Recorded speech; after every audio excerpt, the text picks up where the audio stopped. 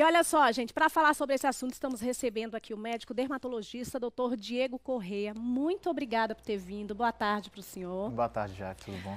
Esse é um assunto que é muito interessante abordar, principalmente nesse período. Nós estamos no inverno. O que seria a psoríase? Psoríase, na verdade, é uma doença crônica, que é a primeira coisa que a gente tem que conversar com o paciente, que é uma doença crônica, ou seja, tem um controle, não tem a cura. Ainda a gente não conseguiu ter exatamente a cura, a gente consegue até controlar o paciente sem lesão, mas é uma doença crônica, imunológica, ou seja, a gente percebeu que tem um cunho imunológico aí de alteração de imunoglobulinas. É uma doença com alteração da camada epidérmica, ou seja, ela produz placas espessas, descamativas, é como se ocorresse um aceleramento na produção da pele. E aí fica demonstrado Isso, mesmo, é como aquela esse doença que chama aceleramento atenção. não deixa a célula maturar, então a célula sai meio que desorganizada. Por isso que formam aquelas placas vermelhas que descamam, soltam fáceis. Nós temos umas fotos para mostrar para vocês de casa aí que chamam bastante atenção. Olha só essa imagem aí, não é, doutor? Isso, essa é de um paciente com a psoríase que a gente chama um pouco, talvez uma psoríase gutata, que são essas lesões parecendo gotas, né? Você vê que o aspecto dela é inflamatório, que esse aspecto vermelho é outra definição da psoríase, esse aspecto inflamatório vermelho, muito pouco pruriginoso, alguns pacientes referem até um pouco de coceira nas lesões mais secas. Sim. Que é uma lesão, uma doença que melhora muito em períodos de sol, ou seja, um tratamento dessa doença é sol. Como esse período de inverno nós temos pouco sol, então ela apresenta um pouco de atividade. Então pode aumentar realmente a coceira, o prurido, a descamação. E aí acaba, né, que os sintomas, eles são mais presentes nesse período. Tem algum cuidado especial que no inverno dá para fazer? Uma hidratação específica da pele? Isso. Ajuda? Um dos pilares da psoríase é realmente hidratação. Se a gente não consegue um pouco, na verdade o Nordeste ainda tem uma certa flexibilidade com o inverno em termos de sol, mas a exposição solar é uma coisa que a gente termina pedindo ao paciente, principalmente em horários ali onde o sol é mais forte, por volta de 10 horas a meio-dia e tal. Mas a hidratação realmente é fundamental porque vai melhorar aquele aspecto descamativo e aquele aspecto pruriginoso do doente. E em que partes do corpo, né, a gente pode encontrar psoríase? Quem sofre com a psoríase pode ter em todas as partes do corpo? Isso, a psoríase na verdade tem algumas classificações. Tem gente que só tem psoríase no couro cabeludo, que é muito confundido com dermatite seborreica, que é aquela caspa. Na verdade, eu tenho uma dermatite na cabeça, na verdade pode ser uma psoríase.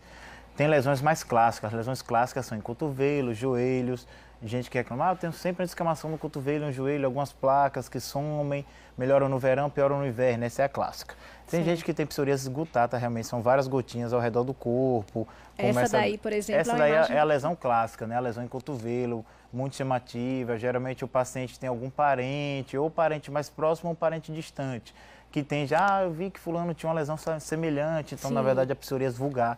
Tem as psoríases de mãos e pés também, que acomete só a palma da mão e a planta do pé. Sim. Essa é uma lesão. E tem a psoríase também ungueal, que pega todas as unhas, entre duas, três, até todas as unhas de mãos e pés também. Certo. E a psoríase, ela pode ser de passado também, hereditária, uma doença hereditária?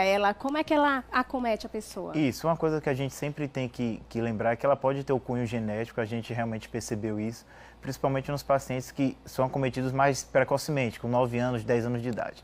Os pacientes mais tardios, a gente não vê que não tem o cunho genético tão forte, mas também pode acontecer e deflagrar numa idade mais adulta. Sim.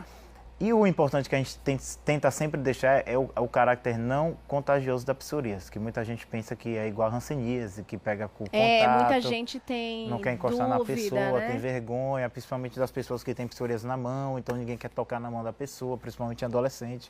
Então ela não é contagiosa, é uma doença que você adquire, mas você nunca passa para ninguém. Então, gente, quando vocês conhecerem alguém que sofre com a psoríase, que estiver e disser, olha, eu tenho psoríase, não fica com receio de tocar nela, de pegar, porque eu também acredito que além, né, de todos os sintomas que a pessoa que sofre com a psoríase tem, esse é o momento mais difícil, né, porque o contato com as pessoas ficam com receio, então a gente também tem que aproveitar esse momento da informação e deixar claro que não pega, que pode se, né, cumprimentar a pessoa, que tem que ter cuidado até com a reação, né? Muitas vezes uma reação inesperada mexe com o psicológico da pessoa também, porque o paciente que tem psoríase, ele já olha para outra pessoa já desconfiado. Ele tem, na verdade, um receio de estar incomodando, de a pessoa não gostar que a descamação ficou no sofá, de encostar na mão dele. Então tem esse preconceito ainda muito forte que a gente tenta sempre estar batendo e conscientizando as pessoas. Certo.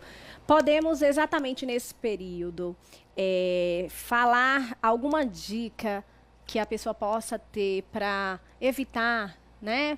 Ela pode estar surgindo menor e pode ter um tratamento. O que é que deve se fazer nesse período? Isso, o que a gente tenta sempre no começo da psoríase são os 3 pilares, que é corticoide tópico, ou seja, uma pomadinha tópica que a gente sempre usa de manhã e de noite, a depender do grau do paciente.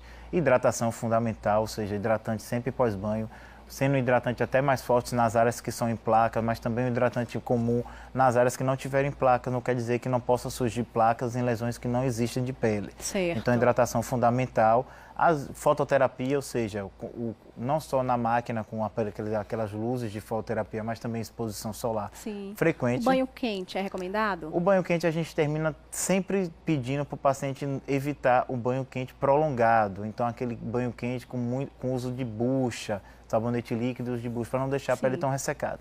Porque esse ressecamento vai levar realmente ao prurido. A psoríase pode confundir também com dermatite atópica, é uma queixa que a gente vê muito frequente. Ah, pensei que tinha dermatite atópica. É bem parecido. É parecido, só que as lesões são em locais opostos, na verdade. São locais opostos e um cunho diferente, muito mais vermelho, muito mais descamativo. Certo. Então é importante sempre buscar hidratação. Hidratação de uma fundamental. Forma geral, em qualquer estação, mas no inverno a gente acaba esquecendo um pouquinho, né? Porque não sente tanto calor. Exatamente. Então é importante essa hidratação sempre, os cuidados, né? Que já são orientados pelo médico, dermatologista, e ficar atento aí para todos os sintomas que aparecem, né? Isso, qualquer agudização é sempre bom estar procurando o dermato novamente para ver se está controlando direitinho, para ou usar remédio só de passar ou de tomar, que também tem tratamento com remédio via oral. Tá ótimo. Ó, doutor Diego, eu agradeço a sua participação, os esclarecimentos num assunto muito importante nesse quadro que é sucesso aí, porque a gente faz um alerta sempre à população. Essa preocupação é nossa também. Muito obrigada. Obrigado, eu que agradeço. Esse foi o nosso quadro Saúde em Dia.